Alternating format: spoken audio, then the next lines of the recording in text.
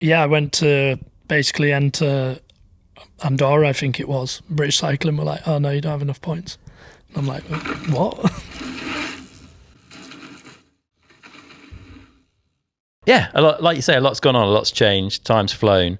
I guess the first being the structure of a downhill race, and the way that whole setup works. And that, like, the setup change sort of bit you a bit in 2023. There was this whole Brayton Gate points thing. Can you explain that? Because I think some people don't really know the mechanics of how the whole thing works to start off with. Yeah, it went a bit mad, that, actually. It was never my intention either. It was just basically fell victim. I'm not going to say of the system, because realistically I should have known the rules, but as far as I was aware, semis points counted towards UCI points, whatever you want to call it. Yeah, you need a certain amount of points to be able to get into the race. You need 40 points minimum if you're basically a privateer. Yeah. Which I thought I had, so I was actually quite happy from Leogang and Val de Sol. I was like, I'm going to say like 32nd, 33rd, literally right on the cusp of making finals. So I was like fairly happy I was riding. Obviously, we were on the new schedule at the time. And I went to basically enter Andorra, I think it was. British Cycling were like, oh no, you don't have enough points. And I'm like, what? So that comes through them then? Like, where do you enter through their portal? Like, how do you enter the World Cup? So as a privateer, you would email British Cycling, you just fill out various forms, and then they enter on your behalf. Yeah. Which is obviously dead easy, but I mean, so yeah, going back, I flew onto like UCI ranking website, and I'm like going down, and I'm like so deep in like, I don't know, like 600 francs, and then I find myself, and I'm like there with like 14 points or something. No. And that's when, you know, it hit me, and I'm like, oh God. So then went on this mad points chase, which was like unsuccessful through various faults of my own, crashes, mechanicals, etc. So yeah, like last year started well and then ended really bad. Yeah, not a great way. Like, you must have been feeling pretty good. Like you say, you were on the bubble, really. Like, looked like you were able to qualify, get through to that final. Yeah, I mean, you know, obviously doing everything off my own back as well. And then, I felt like I lost my momentum because I managed to get a BC jersey, which is obviously another way of racing. We have 3 places per round for an elite male. So managed to get a jersey for Snowshoe and St. Anne, and I was just massively off the boil. You know, like across the line in Snowshoe, like thought it was an alright run. I looked and I was out already, and I was like, oh my God, like the penny dropped. I was like, and obviously you get disheartened quick. Yeah. It's like a big pill to swallow, and you're kind of left in limbo a little bit.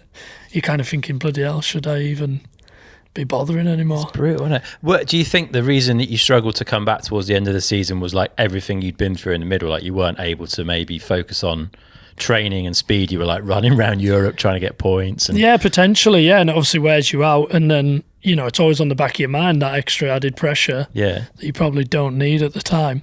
So I mean, I was probably my own worst enemy, to be honest, and learnt the hard way. But then obviously took advantage of, I basically did this year what I really didn't want to do, and that was buy in. Yeah, we'll talk about that a little bit. Yeah, I'm keen to get into that. There's a conspiracy theory, I guess, floating about that, like, this change to the points, which was obviously not that clear, right? Because you're kind of generally fairly over things and understand what you need to do. Yeah, I mean, it definitely wasn't crystal clear. Yeah. And even this year, me and Win have got, like, I talked to Win a lot about it all. And we've got stuff this year, shots saying basically that, again, I might be wrong, but basically that semi-points would count this year as UCIs, and again, they haven't. Right. So, I mean, we've got all the stuff. But, I mean, it falls on deaf ears anyway. It doesn't matter. There's no point even trying to fight it because, But do you think it's a rule that's been put there to try and, like, when they bring in a new threshold to basically push some people out of the racing at that level? Yeah, I mean, potentially. I mean, you could look at it that way for sure. It's just crazy that, like, top 20 in qualies get points, but then, like, top 20 in semis, they get nothing. Yeah, you get your World Cup, your overall points that obviously add up, but still, I don't know. It's a funny one. Yeah. It's a tricky one, isn't it? Yeah, for sure. Especially for riders that are in your position. Yeah, mostly for folk in my position. Yeah, if you're a constant top 20 rider, fine. If you're out the back, okay, also kind of fine. But for you that sit in that group where you're fighting, Yeah. it's not Because you could technically come 21st in qualies, you'd get no points. Yeah. You could then win semis, get no points. And then, let's say a few protected riders go through into the top 30, and then you came last for some reason in finals, say 31st. Yeah. Pretty sure you get no points. Right. I'm sure. There's a 30 place cut off there. Pretty much, yeah. I might be wrong. Yeah. But I think that's how it works. So you could go through a World Cup weekend being a top 20-ish rider, or even better, and then come away with nothing. Yeah. So, it seems kind of weird, eh? It's pretty brutal. Yeah. But again, it's the sharp end of the sport. It's got to be tough. So we've got to see it from that side as well. Yeah, 100%. Yeah, things are changing, and I think people can see where it's heading, but that doesn't make it easy for those that are involved. And I think it's been harder for privateers as well the last couple of years. Things like, and part of this is changes in organisation, but I think part of it is the growth of the sport and the venues that we're in. Like the privateer pits have got further and further away generally. I tell you what, it's only made me fitter and stronger.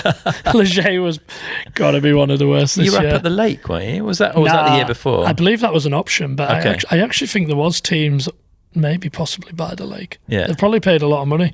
But yeah, no, we were down in the bottom lift of Leger, which I kind of expected that's where we'd be, because I'd never actually raced Leger through, I can't remember when it came on the calendar. 21, I think. Yeah.